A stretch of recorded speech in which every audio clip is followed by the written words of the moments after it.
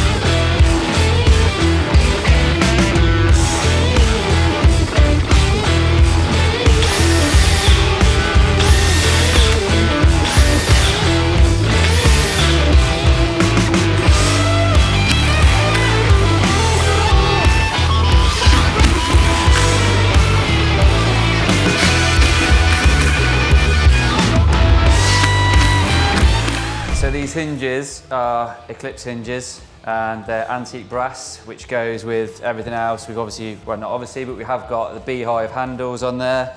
It's very traditional, looks really nice, and these just go really well with it. They're ball bearing hinges. They are very heavy duty because these are heavy duty doors. I think these ones, the 2'3" doors, the 686 doors, weigh 45 kilos each. So yeah, we need some pretty heavy duty hinges on those because obviously they're going to be open and closed quite a lot and it needs to take the strain. So all I'm doing is just getting these fitted. I've got one of these centering bits for my drill, so it's basically a little piece which sits in the middle of the hinge and then the drill bit comes out to pilot drill it and it just roughly finds the centre rather than trying to get a drill bit and get it in the centre. This one's probably a little bit too small actually for this, but it is doing the trick. Just holding it up like that. and go for it.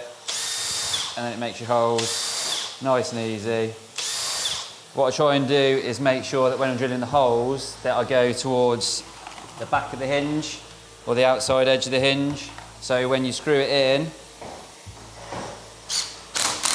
can see how it's slightly off centre. What that does is pulls the hinge back into the joint nicely, so it keeps everything nice and tight. If it goes that way, it's going to push the hinge out, and then it's going to basically make things out of line, which is going to cause you a bit of a nightmare.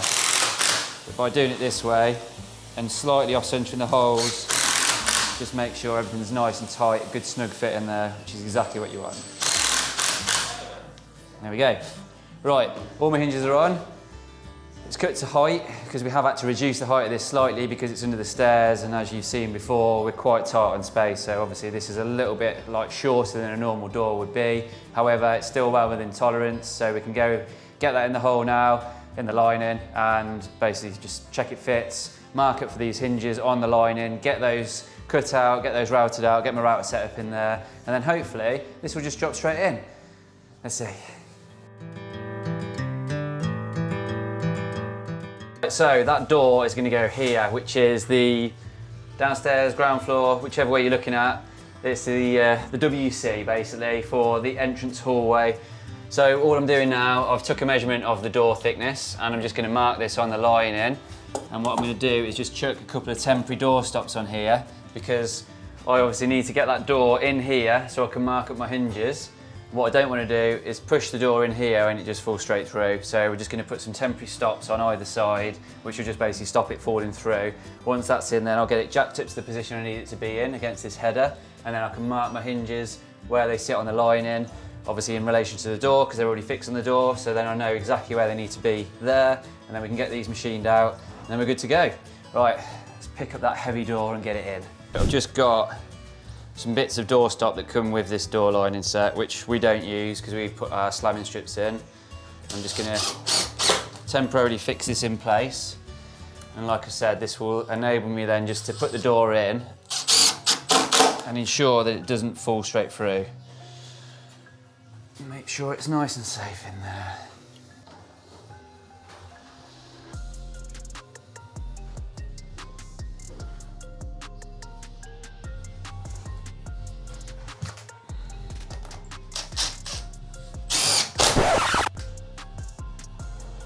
I didn't want to do that, did I? Always goes wrong when you're on camera. Definitely only when I'm on camera as well. Doesn't go wrong any other time.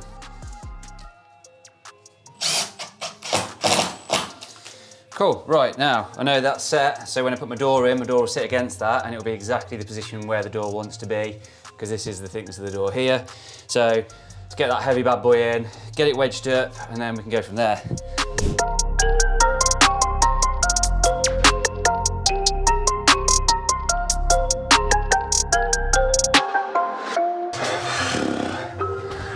That's a heavy door. Hello. Right, so Phil's just on the other side of the door, pumping up the power wedges. What we need to do is make sure we've obviously got an equal margin all the way around, so we just need to make sure it's up to the header height where we need it to be. And then once it's in the position, then we can just mark on the back of these hinges here, on the lining like I mentioned. And that's it. Get it out, get these machined in, and then we can just get it hung, job done.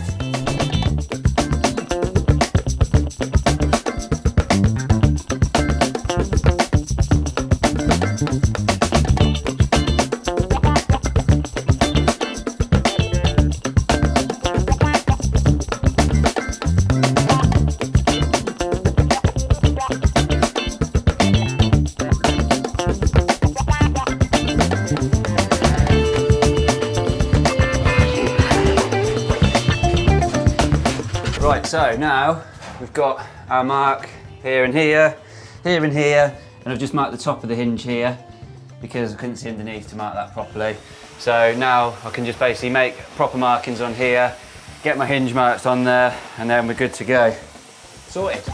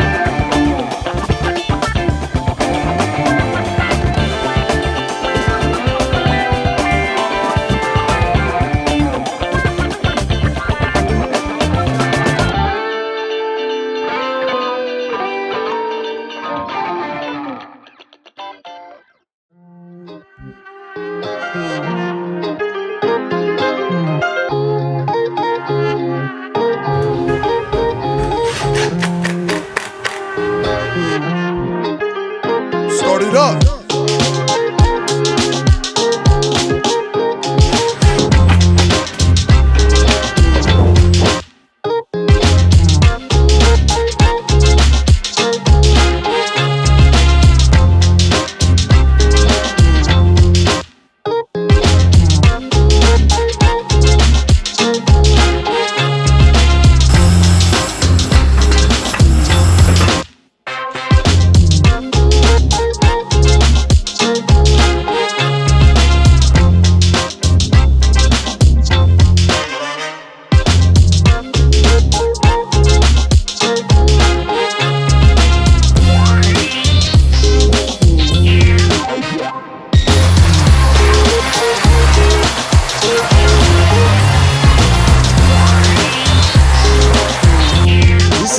Lit.